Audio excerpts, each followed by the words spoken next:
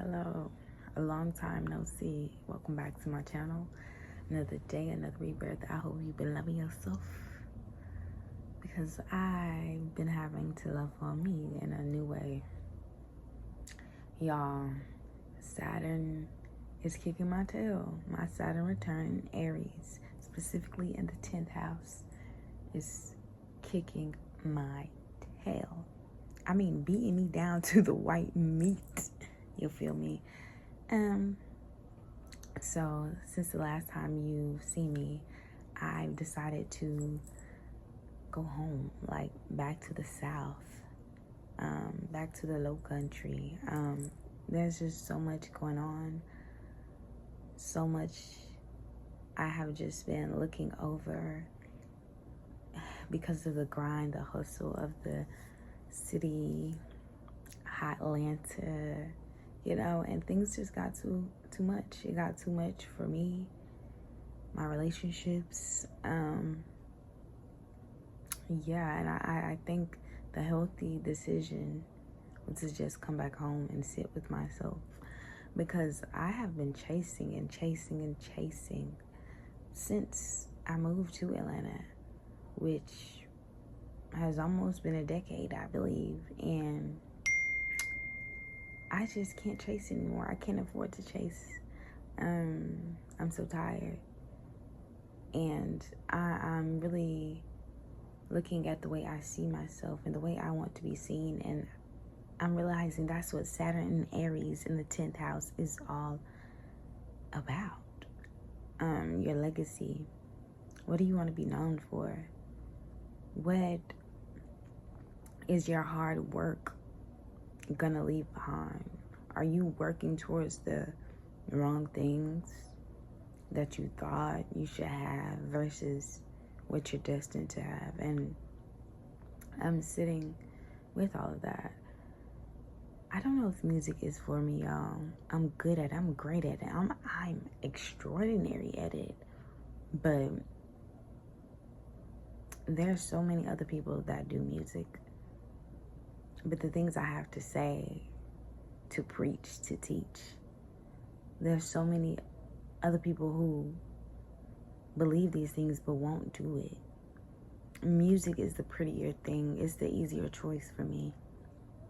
But being a truth speaker and a trailblazer, a spiritualist, a tarot reader, a diviner, on the pathway of priesthood, I think that's the harder thing for me, because I still care about how I'm seen, not practicing Abrahamic religions.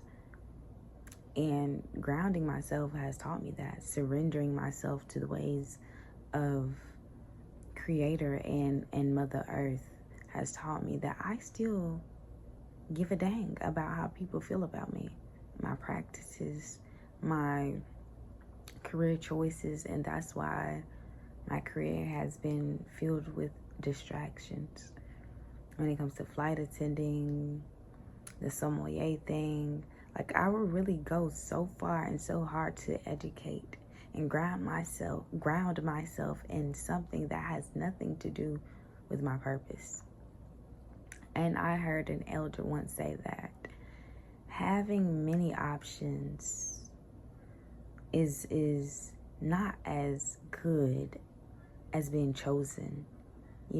We can choose many options, but having that one thing we're chosen to do is much more powerful. And I've been ignoring that thing, and I have no choice now but to sit in it. That's the power of surrender. I have been fighting. I knew I needed to come home, because there's nothing like this red clay, this soil, my grandmother's love, this middle Georgia low country sun, the Davisboro marshland. It's so healing. It's so healing. But I can admit my childhood wasn't like the best, so I was fighting it. But I had to admit that, like, trauma will keep you in a loop, and it will make you believe that the life you're living now is the life you lived, and the experiences that you're having are the experiences that you've had. And it will convince you that this time when you come home, it will be the same, Or if you meet a new person, they'll do the same thing that old person has done to you. And I've just had to surrender and let the earth, let Creator, let Orisha teach me new things. And the night right before I came home, I got in a standoff with the hawk, y'all. A big old hawk. Like, it flew down from the tree and it started like running towards me. And I'm just like, hey bro, chill. And I knew that I was supposed to come home because first off, my high school mascot is a golden hawk. Secondly, a hawk is a sign that you need to focus to gain clarity. But it is also a messenger, a sign of luck.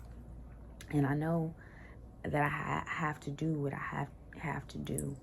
And that's be who Olodumare, the creator, the one God, eternal God, called me to be. And that is a super grounded spiritual being. And I knew that life was going to change for me because I kept seeing nines. Everywhere I went, I saw nines. I saw people with shirts that had nines on them, jerseys, nines. And I'm like, okay,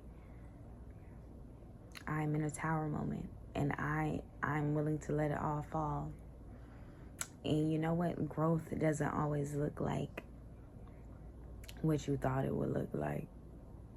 I didn't know, like, me deciding to or being forced to, because like work in Atlanta, trying to find a job, I didn't want to put too much on my support system, my community, my partner. So I'm like, let me be a big girl, or as I call myself, a woman king, and go home and learn to be a woman king.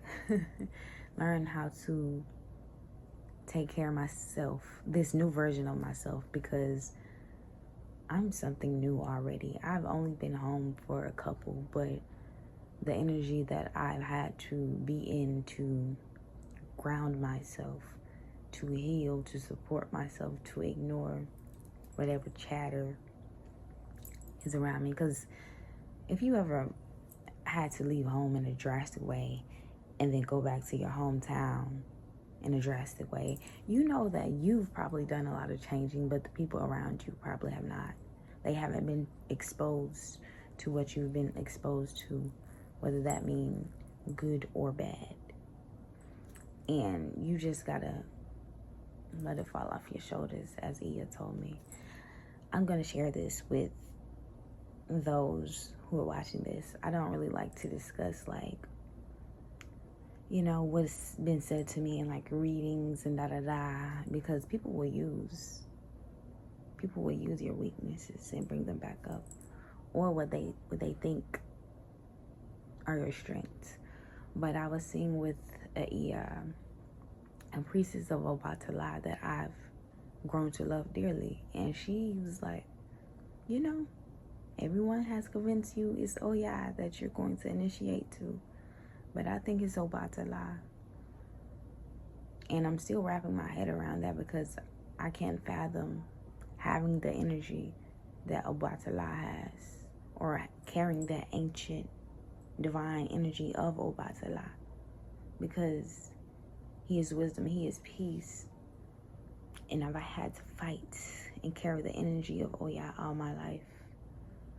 But now I'm seeing that going home, whether it be Oya or Obatala, I have to tap into Obatala right now.